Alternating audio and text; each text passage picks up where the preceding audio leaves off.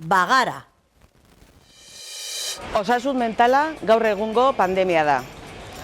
Osakidetzak geroz eta demanda gehiago dagoen une hauetan, geroz eta inbertsio gutxiago egiten du osasun mentalean. Laben aldarria kontrakoa da. Osasun mentalean inbertsioak handitu behar ditugu. Langile falta daukagu, psikologo falta, hezitzaile falta, nutrizionista falta. Egoera honi buelta eman behar zaio.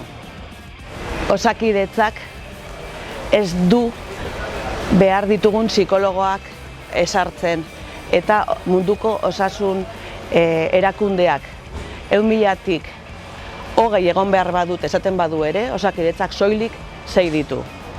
Atera kontuak nola daukagun osasun mentaleko arloa.